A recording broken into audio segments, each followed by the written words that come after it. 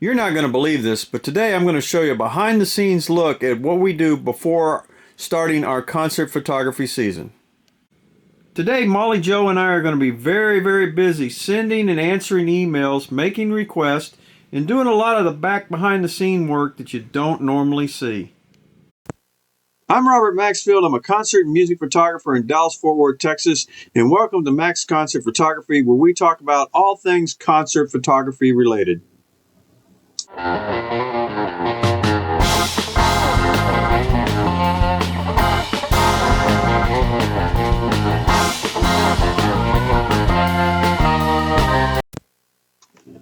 Last year we had a little issue here in Texas on St. Patrick's Day.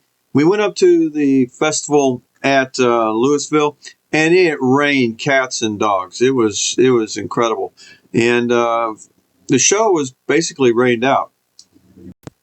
So we left about noon, and it didn't stop raining until probably 9 o'clock that night, and we were very disappointed.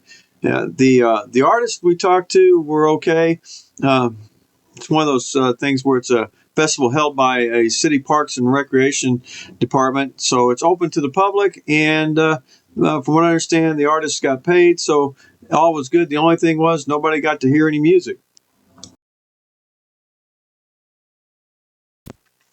What I did after finding out it was rained out, I went up to the city's tent booth, whatever you want to call it, and they gave me this. This is a list of all the artists that, basically it's their flyer from all the artists that were going to show up for the festival, and we took and looked to see who we were, when we already had email addresses for, which is 90% of them. There were two I think we didn't, and we packed this away for basically a whole year. And the reason for it is just out of curiosity and just to be safe. We thought that maybe the artists that got rained out last year would show up to be invited to do this festival this year. And in this case, the majority of those people, it's true, three of them, three out of 1, 2, 3, 4, 5, three out of 8, 3 out of 7 or 8 actually were invited back.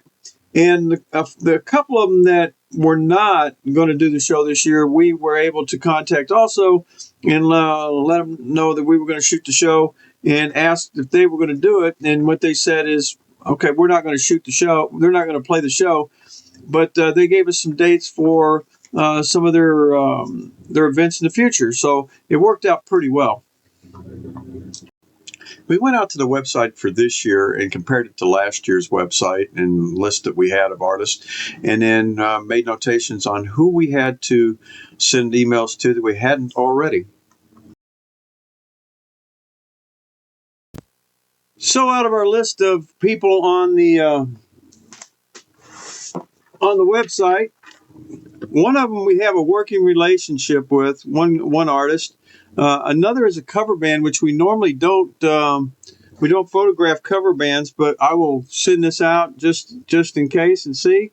And another that we didn't have on there was a new band that sent us the okay already, so we're happy with that. A couple new bands, and there's some other types of entertainment that are going on. Believe it or not, there's some wrestling that's going on, some Irish dancers, just a general good time. So it doesn't look like on this particular one we're going to have too much other than I'm going to have to send 2 letters. And we're going to start that in just a second. Pride had a very good, nice looking website, and I sent some information through a contact form that they had on it. They didn't have anywhere to send an email for anything. I've got one band I need to send a letter to, and I'm going to show you a copy of that letter and let you see what it actually looks like before I send it, and we'll go from there. I'll show you a little bit of contact information on them if I can find it, and we'll go there. The letter is fairly short and simple. It asks Jason if he's still the representative for Dustin Perkins, and we tell him who we'd be shooting for, and we'd like to ask permission to shoot the band. Well, I sent off that letter to Jason to see if we get permission to shoot the Dustin Perkins band. And believe it or not, that was, I guess, less than an hour ago, and I've already got the reply back. And they said they'd love for us to do it, so we're a go for that.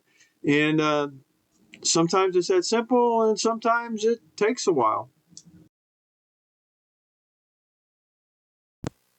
I just received the lineup for the Plano, Texas Forever Fest. They finally finalized it. I'd been waiting for quite a while, but they were really working, and they worked real hard. And the lineup has only 5 bands instead of, I think last year they had 6 or 7, maybe 8. But this year's headliner is Aaron Watson, and man, we're ecstatic. Aaron is a wonderful person, great to deal with, and throws a fantastic, unbelievable show. So we don't have to do anything, the legwork for that, because I've got the letter right here from the city of Plano telling me that my assistant and I will have 2 media passes ready for us at the Texas Forever Fest. And if I need anything else, to please reach out and let them know. Aaron Watson is incredibly fun to shoot. He's very difficult because he uses a lot of backlighting, but what a great show and a great person to shoot. And the last one for this weekend is this monster show, which is the Dallas International Guitar Festival. It's a beast, and you can see all the artists that are going to be there. Man, the show takes me a whole week it takes 3 days to shoot and 2 to 3 days to process and 2 days to process and 1 to recover. But man, is it worth it. Some of the people that you get to see, Eric Johnson,